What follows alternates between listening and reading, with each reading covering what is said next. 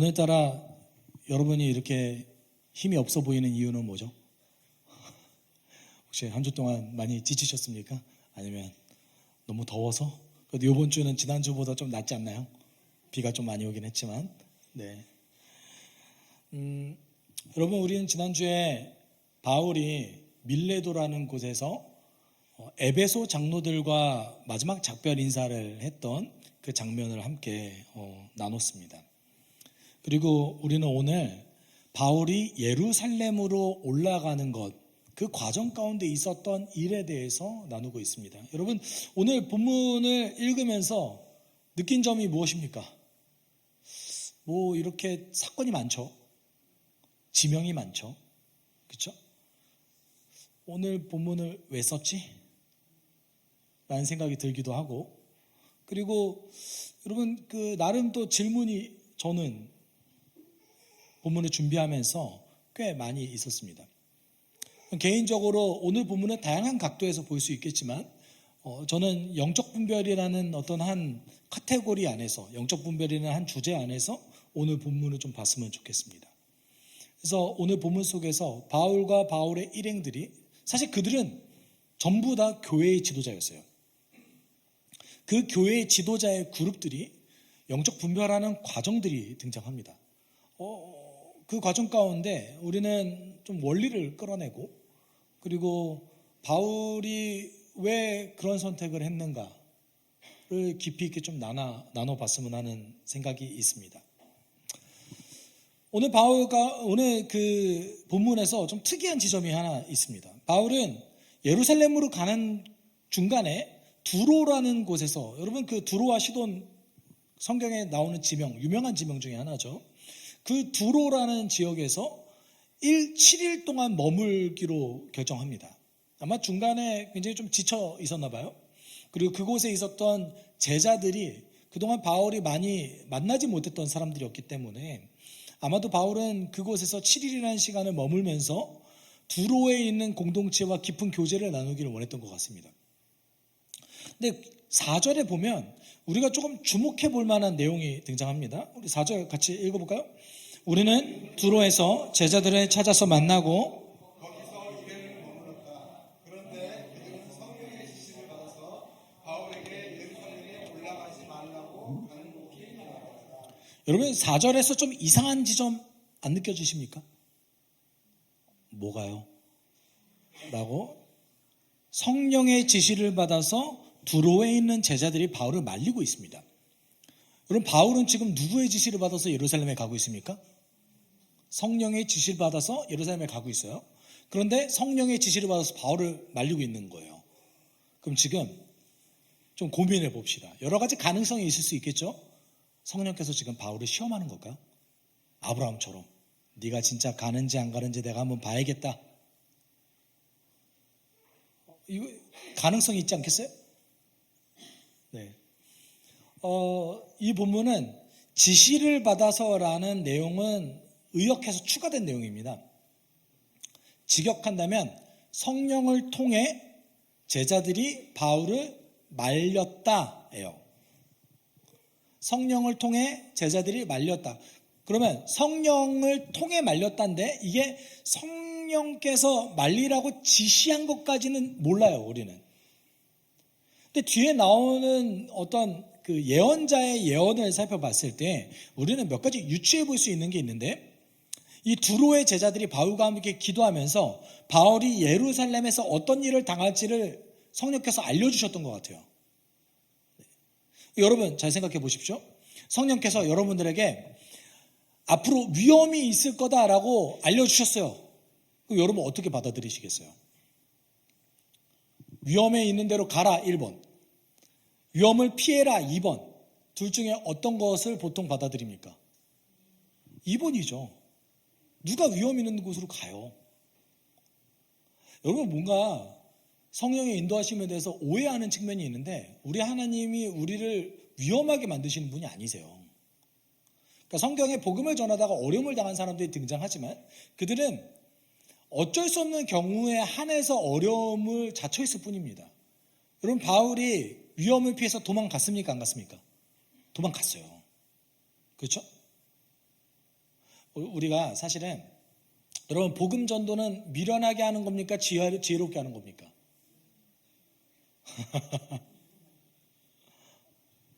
여러분 그 개정개혁 성경이 번역이 잘못됐어요. 전도에 미련한 것이 잘못된 번역이에요.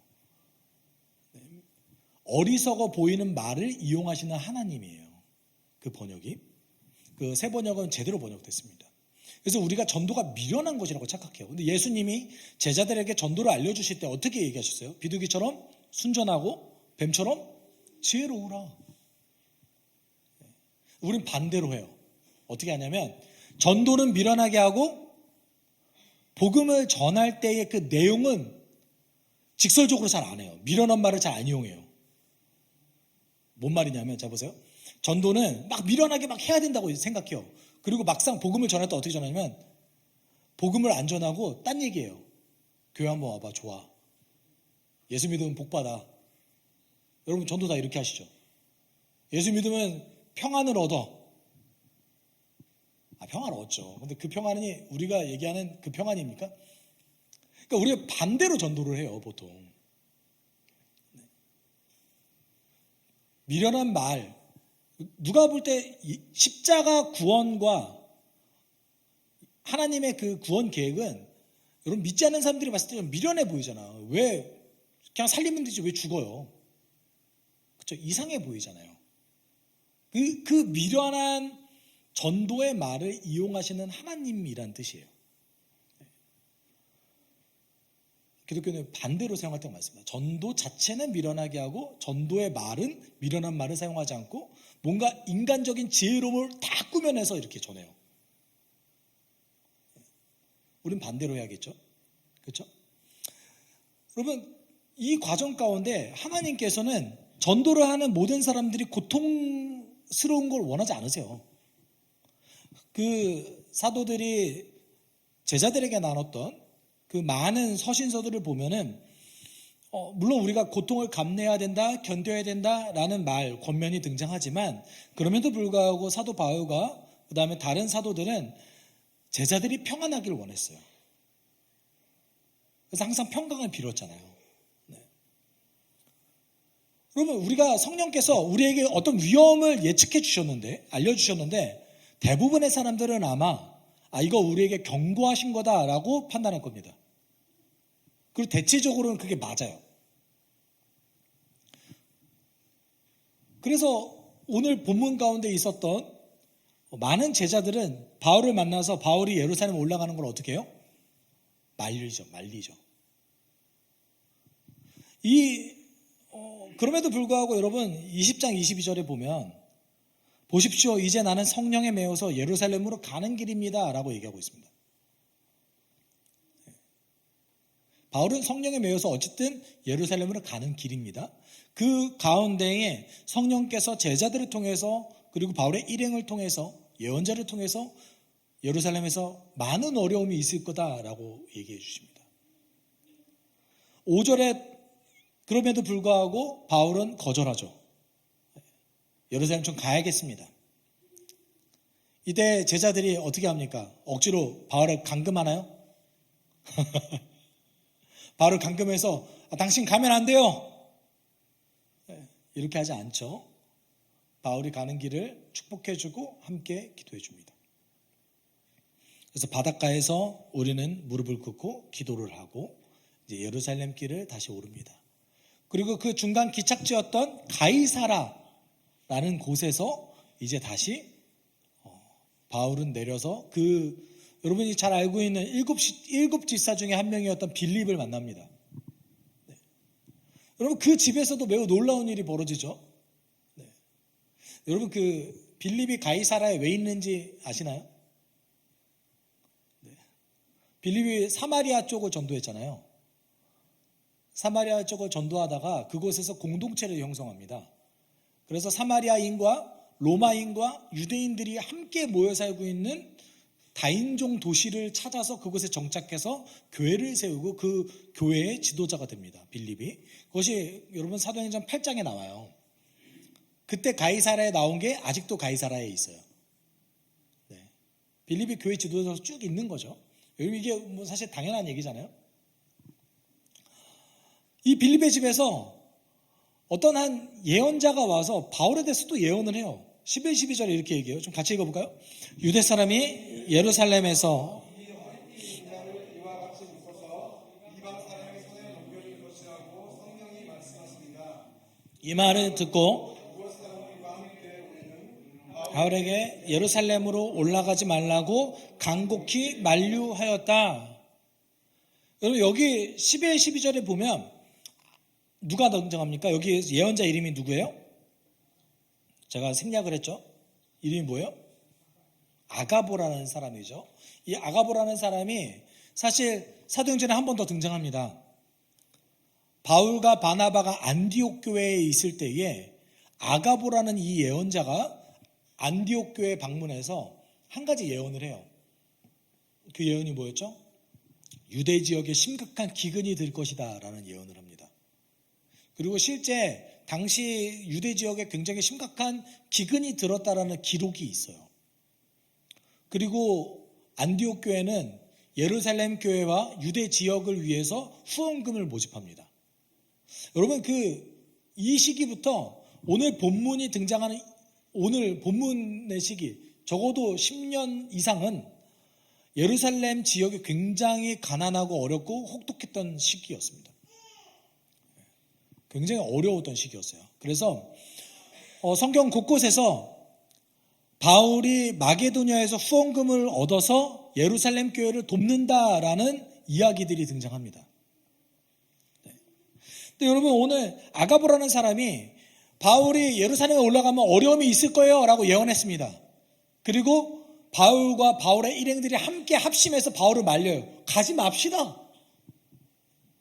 여기 우리가 주목해 봐야 될 게 있어요. 어떻게 주목해 봐야 돼요? 우리는 주목해 봐야 돼요. 우리는이 누굽니까? 지금 사도행전 쓴 누가와 바울의 동역자, 바울과 함께 다녔던 일행들 얘기하는 거예요. 바울과 함께 했던 일행들이 지금 어떻게 하고 있어요? 바울을 말리고 있어요.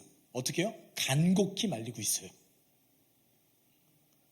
가면 안 돼요. 여러분 보세요. 성령께서 이렇게 위험이 크다는 걸 얘기해 주시는데 거기를 왜 가요? 상식적이죠. 상식적이잖아요. 그렇죠? 아주 상식적인 얘기를 합니다. 근데 바울이 이 말을 듣고 뭐라고 얘기합니까? 13절에 같이 읽어봅시다. 그때 바울이 대답하였다. 왜들 이렇게 울면서 내 마음을 아프게 하십니까? 나는 주 예수의 이름을 위하여 예루살렘에서 결박을 당할 뿐만 아니라 죽을 것까지도 각오하고 있습니다. 아멘. 우리는 여기서부터 좀 영적 분별에 대해서 얘기해 봅시다. 성령께서 분명히 바울과 바울의 일행 그리고 바울이 거쳐갔던 교회들 그리고 예언자들을 통해서도 동일한 걸 얘기하셨어요. 예루살렘에서 어려움이 있을 것이다. 그런데 이 동일한 것에 대한 해석이 바울과 바울을 제외한 모든 사람이 다 달랐습니다. 그걸 어떻게 분별해야 됩니까? 어떻게 분별해야 돼요? 우리가 이 대목에서 저는 이 과정이 사실은 바울과 바울 일행들이 공동체적으로 영적 분별하는 과정이라고 보거든요. 성령께서 계속 동일한 것을 말씀하시는데 이 동일한 것에 대한 분별을 하고 있어요. 어떻게 하고 있어요? 공동체적으로 하고 있어요. 여러분 어떻게 우리는 성령의 뜻을 분별해야 됩니까? 대부분 여러분 어떻게 분별합니까? 기도하다가 감동되는 게 분별인 줄 알아요. 절대 아닙니다. 절대 아니에요. 오늘 둘 다 성령의 감동을 받았어요. 성령의 음성을 들었어요. 그렇죠? 네. 여러분 기도하다가 감동되는 게 분별이 아니에요. 네. 결론적으로 보면 최종적으로 누가 분별을 결정했습니까? 바울이 결정했어요. 동일한 말에 대한 해석이 다 달랐는데 이에 대한 결론은 누가 냈어요? 바울이 결정했어요. 기준이 있겠죠. 그렇죠? 기준이 있을 겁니다. 바울이 로마서 12장 2절 3절에서 특별히 2절을 우리가 주목해 봐야 되는데 로마서 12장 2절에서 영적 분별에 대한 기준을 어느 정도 제공합니다. 여러분은 이 시대의 풍조를 본받지 말고 마음을 새롭게 함으로 변화를 받아서 하나님의 선하시고 기뻐하시고 완전하신 뜻이 무엇인지 분별하도록 하십시오. 여러분 우리가 영적 분별할 때 기준선이라는 게 있어요. 그 기준선이 어디 있어요? 하나님의 기뻐하시고 선하시고 온전하신 뜻, 완전하신 뜻이 무엇인지를 아는 것에서 시작합니다. 하나님이 기뻐하실 일은 무엇인가? 하나님이 선하신 의도를 가지고 하시는 일은 무엇인가? 근데 여기에서 좀 모호하잖아요. 대부분 이렇게 기도하면 아마 여러분은 적어도 그동안 오랜 기간 신앙생활을 해갖고 말씀을 깊게 읽으셨던 분일수록 쉬운 것보다는 어려운 것, 내가 이득을 보는 것보다는 손해를 보는 쪽으로 선택할 겁니다. 그게 하나님이 기뻐하시는 뜻이라고 우리는 어렴풋이 다 알고 있어요. 그렇죠? 여기 제가 질문 드릴게요. 얼만큼 희생해야 돼요? 어디까지 희생해야 됩니까? 여러분 우리 사도행전 읽으면 죽어야 될 것 같아요. 자, 아닙니까? 제가 신학교 다닐 때 저도 몇 번 나눴던 간증인데 저는 약간 그 일반적인 목회자와 다른 간증을 좀 해요. 저의 실패담. 네. 제가 신대원 들어가기 전에 사명자 비전 캠프라는 캠프에 참여했습니다. 신학생들만 모아놓는 캠프였어요. 네. 밥도 아주 잘 줬고요. 강사도 굉장히 좋은 강사가 오셔서 평생을 에이즈 환자, 에이즈에 감염된 그 자녀들, 아이들이 있어요. 아프리카에는 에이즈에 감염된 아이들이 많거든요. 그 아이들을 돌보면서 살았던 선교사님이 강사로 오셨어요. 본받을만 하잖아요. 심지어 그 선교사님 서울대 나왔어요. 저 아직도 그 선교사님 굉장히 존경하는데 여러분 되게 좋은 시간이었습니다. 저에게. 근데 오리엔테이션 예배 때에 질문이 있는 거예요.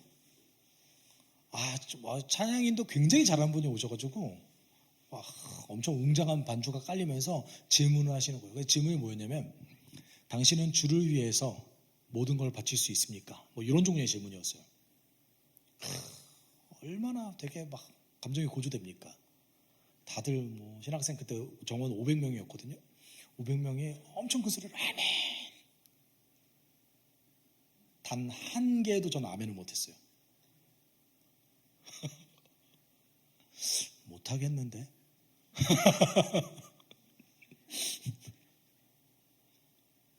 제가 너무 초라해지는 거예요. 여기 주변에 있는 모든 사람들이 다 아멘으로 회답하는데 제가 그 질문을 딱 보고 못하겠는데? 그 자괴감에 울었어요. 뭐 은혜 받아서 온 게 아니라 나 신대원 갈 수 있을까? 신앙대학원 가서 내가 신학을 제대로 해서 목회를 할 수 있을까?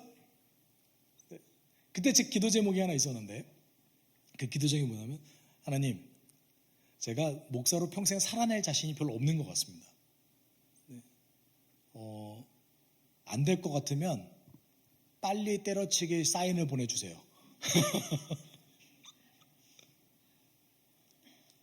하나님 될 것 같으면 제가 뭐 엄청 큰 성과를 내고 이러지 않아도 괜찮습니다. 다만 바르게 사역하는 목회자로 은퇴만 할 수 있게 도와주세요.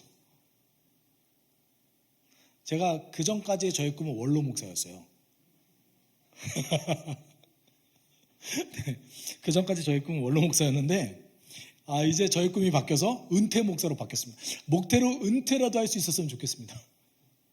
저 그 전에 사고 쳐가지고 목회 그만둘 것 같아요. 그때가 제가 이제 20대 중반의 기도였습니다. 우리 어디까지 희생해야 됩니까? 어디까지 우리가 가진 걸 포기해야 됩니까?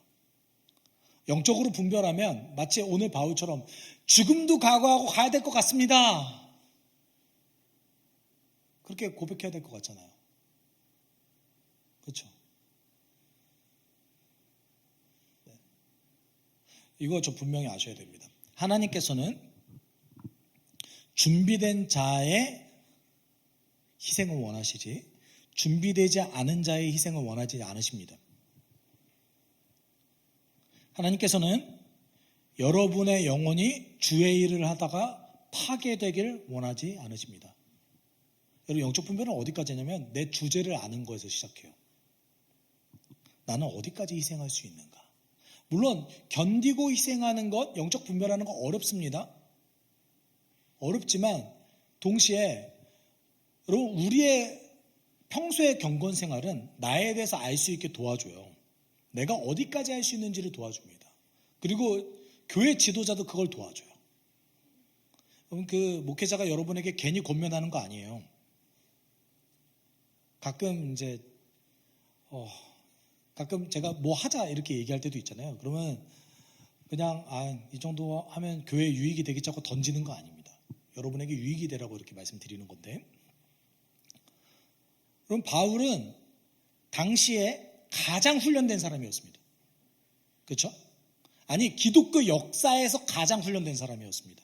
그래서 그 바울의 경우와 우리의 경우를 동일하게 놓고 보면 안 돼요. 다만 우리가 오늘 바울이 했던 영적 분별을 살펴보기 위해서는 바울이 도대체 예루살렘에 왜 가려고 하는가, 이게 중요해요. 어느 날 갑자기 성령께서 환상을 보여줘서 너 가라 이렇게 한 게 아니거든요. 지금 바울이 인생에서 그렇게 한 거는 제가 볼 때는 그 마게도니아 지역으로 건너갈 때가 유일했던 것 같습니다. 그 전까지는 바울의 사역 계획을 분명히 세웠고 그 자기가 세운 계획 가운데서 성령의 음성을 들었어요. 바울이 예루살렘 교회 왜 가려고 했을까요? 사랑을 나누려고 갔어요. 어떤 사랑을 나누려고 했냐면 힘들어하는 예루살렘 교회에 마게도냐와 아가야 지역에서 얻었던 후원금을 받아서 그들에게 이방인 교회에 있었던 그 이방 선도들의 사랑을 전달하려고 가려고 했던 거예요. 로마서 15장 25절에서 27절까지 분명하게 바울이 왜 예루살렘을 가려고 하는지를 밝힙니다. 그러나 지금 나는 성도들을 돕는 일로 예루살렘에 갑니다. 마게도니아와 아가야 사람들이 기쁜 마음으로 예루살렘에 사는 성도들 가운데 가난한 사람들에게 보낼 구제금을 마련하였기 때문입니다. 그들은 기쁜 마음으로 그렇게 하였습니다. 그들은 정말 예루살렘 성도들에게 빚을 진 사람들입니다. 이방 사람들은 그들에게 신령한 복을 나누어 받았으니 육신의 생활에 필요한 것으로 그들에게 봉사할 의무가 있습니다. 이 의도 때문에 예루살렘 가는 거예요. 그러면 질문할 수 있잖아요. 굳이 바울이 안 가도 되잖아요. 아니에요. 굳이 바울이 안 가도 되잖아요. 여러분, 오늘 바울을 말렸던 사람들은 당신 말고도 할 사람이 있습니다. 이거예요, 첫 번째. 그리고 두 번째는 당신이 위험을 자처해서 혹시라도 잘못되면 당신의 역할을 할 수 있는 사람이 아무도 없어요. 여러분, 우리가 기본적으로 우리의 일반적인 지식으로, 상식으로 봤을 때 여러분, 지도자를 위험에 처하게 하지 않잖아요, 보통. 그렇죠? 지도자는 어떤 존재입니까? 보호해야 될 존재죠. 기독교는 반대예요. 지도자를 보호해야 될 대상으로 여겼다면 예수가 먼저 죽지 않았을 겁니다. 기독교는 반대예요. 우리는 그렇게 생각하잖아요. 저 지도자가 살아남으면 오히려 이 땅에서 훨씬 더 큰 일을 할 수 있을 것이다. 이렇게 생각하죠. 그렇죠? 아니요. 주님의 생각은 반대십니다. 너가 그것을 위해서 가장 신실한 자부터 희생한다면 내가 할게. 이게 하나님의 뜻이에요. 여러분, 당시 이 예루살렘은 위험한 도시였어요. 당시 유대 열성주의의 본산이었던 곳이 예루살렘이었습니다. 왜냐하면 여러분, 기근이 들었고 로마의 그 착취를 견디다 못해 반란의 조짐이 굉장히 크게 일어났을 때였어요. 학자들은 이 시기를 거쳐서 유대 열성주의 기간이라고 또 얘기합니다. 그래서 유대인들이 똘똘 뭉쳐서 어떤 행동을 했냐면 유대 동족들 가운데서 율법을 지키지 않은 사람들을 골라서 테러했어요. 로마에서 이런 일이 벌어지자 황제는 로마에서 모든 유대인들을 쫓아내기까지 할 정도로 이 테러리즘이 굉장히 심각했습니다. 이곳을 도대체 누가 가야 됩니까? 그곳에 살고 있는 가난한 성도를 돕긴 해야 되는데 누가 가야 됩니까? 누가 가더라도 위험합니다. 누가 가야 됩니까? 지도자가 가야죠. 여러분, 바울을 말렸던 사람들은 당신이 살아남아야 더 큰 일을 할 수 있을 거예요 라고 생각했을 거예요. 근데 바울은 그 과정을 거치면서 뭐라고 생각했을 거예요? 아, 위험이 있기 때문에 누가 가야 된다? 내가 가야 된다 라고 분별했습니다. 그게 바울의 역할이었어요. 확신했을 겁니다. 그리고 여러분, 바울은 시작할 때부터 하나님께서 바울에게 어떤 역할을 맡을 것이다, 그 가운데 어떤 일이 있을 것이다, 어떤 어려움이 있을 것이다 다 얘기해 주셨어요. 그래서 결국 바울이 이렇게 얘기하자 그 빌립의 집에 모여 있었던 사람들은 바울의 뜻을 수긍하고 바울의 여정 가운데 주의 뜻이 이루어지기를 함께 빌며 기도합니다.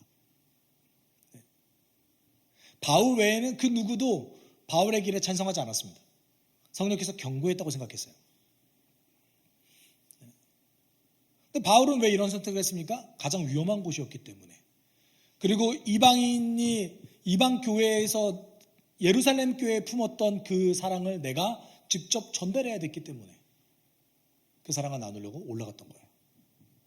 물론 그 외에도 그 안에서 복음을 전하기 위한 것도 있었죠. 근데 여러분, 당시 예루살렘은 복음 잘못 전하다가 죽기 딱 좋아요. 실제로 후에 우리가 다룰 건데 복음을 잘 못 전합니다, 바울이. 오늘 우리는 바울의 의도를 살폈어요. 그리고 바울의 의도를 계획을 살폈습니다. 그 가운데서 성령의 그 영적 분별은 어떻게 있는가 그걸 나눴습니다. 아마 그 다음 주 다다음 주 이렇게는 성령께서는 왜 굳이 바울을 예루살렘으로 보내셨는가를 좀 나눠볼 것 같아요. 저 어제까지 그거 굉장히 깊게 고민했는데 더 고민이 필요할 것 같아요. 네. 여러분, 바울은 사도행전 9장 15절 16절에서 이런 사명을 받았습니다. 주님께서 그에게 말씀하셨다. 가거라. 그는 내 이름을 이방 사람과 임금들과 이스라엘 자손들 앞에 가지고 갈 내가 택한 내 그릇이다. 그가 내 이름을 위하여 얼마나 많은 고난을 받아야 할지를 내가 그에게 보여주려고 한다. 그럼 바울이 예루살렘을 거쳐서 로마까지 가는 그 여정 가운데 사도행전 9장 15절 16절에 있었던 모든 일들이 그대로 성취되고 이루어집니다. 바울은 그 사명을 알기 때문에 그 길을 갔던 거예요. 우리 여기서 한 가지 질문해 봅시다. 이때 바울이 억지로 했을까요? 기뻐서 했을까요?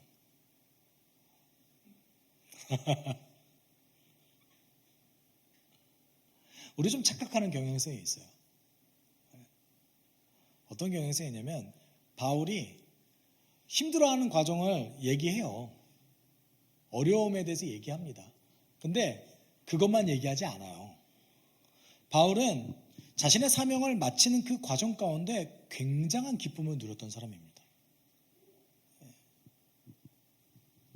빌립보서 4장 4절에서 이거 바울 감옥에서 쓴 거예요. 함께 읽어볼까요? 주 안에서 항상 기뻐하십시오. 다시 말합니다. 기뻐하십시오. 빌립보서의 별명이 기쁨의 서신입니다. 어디서 썼다고요? 감옥에서. 도대체 왜 기뻐해야 됩니까? 왜요? 왜 기뻐요? 자신의 삶 가운데 어려움이 있는데 이 어려움조차도 이용하셔서 주의 일을 행하신 모습을 목격하니 너무 기쁩니다. 내가 이곳에서 주님과 교제함이 너무 좋기 때문에 너무 기쁩니다. 여러분, 사도 바울은 자신의 인생 가운데 정말 예수 때문에 큰 기쁨과 감사를 누렸던 사람입니다. 그리고 그렇게 준비된 자였기 때문에 이렇게 살아갈 수 있었던 것에 불과합니다. 네. 여러분, 영적 분별의 가장 첫 번째 단계는 예수의 사랑을 내가 누리는 것, 그리고 예수의 사랑받은 자로서 내가 온전해지는 것이 시작입니다. 우리 하나님께서는 이 자화상을 파괴시키면서까지 우리를 희생시키지 않으세요. 근데 많은 그리스도인들이 착각합니다. 영적 분별할 때 어떻게 착각하냐면 나 자신을 굉장히 크게 희생하면서 내 자화상이 무너지면서까지 누군가를 섬겨야 된다고 생각해요. 나의 자존감과 정체성조차 무너지면서 누군가를 섬기게 하나님은 우리를 두시지 않으십니다. 바울과 스데반과 수많은 사도들이 주를 위해서 죽어갔음에도 불구하고 그들은 그 안에서 예수 때문에 감사와 기쁨을 누렸던 자들이었어요.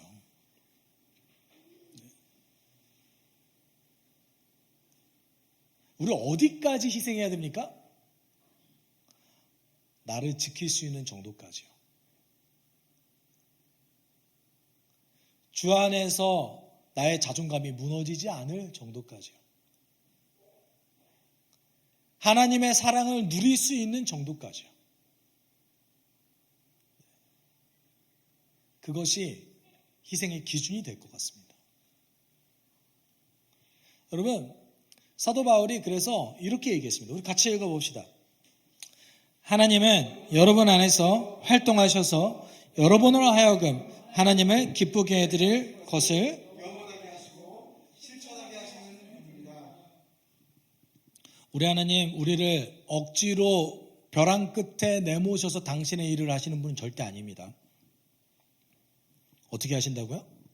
내가 견디고 어려움이 내 삶 가운데 주 때문에 있을 수 있을지는 모르겠지만 그것이 하나님을 기쁘게 해드릴 것이라는 것을 우리가 확실히 알고 염원하게 하는 것. 그리고 뭐까지 주신대요? 실천할 수 있는 힘까지 주신다는 거 우리가 기억해야 됩니다. 여러분, 우리는 어디까지 희생해야 됩니까? 우리는 어떻게 영적 분별해야 됩니까? 주를 기쁘게 하는 것, 그리고 예수를 내가 온전히 누리고 사랑하는 것, 거기서 우리는 시작합니다. 이것을 우리가 잃어버린다면 마치 하나님이 자신의 일을 위해서 당신의 백성을 착취하는 분처럼 여겨질 겁니다. 우리 하나님은 절대 그런 분 아니에요. 바울은 적어도 자신의 어려움 가운데서 기쁨을 누렸던 자입니다. 여러분도 여러분의 삶 가운데서 그 기쁨 누리기 소망합니다. 그것이 영적 분별의 시작입니다. 그것 없이 분별하려고 하지 마세요. 여러분, 우리가 함께 기도했으면 좋겠습니다. 우리 하나님께서는 우리로 하여금 당신의 일을 염원하게 하시고 실천하게 할 수 만한 능력을 주십니다. 근데 그 가운데 무엇이 있습니까? 그리스도의 사랑이 있습니다. 여러분, 그 그리스도의 사랑을 누리기 위해서 우리가 주님, 예수를 더 깊이 누릴 수 있게, 예수와 더 깊이 교제할 수 있게 주님 도와주십시오. 이렇게 함께 기도했으면 좋겠습니다. 함께 기도합시다.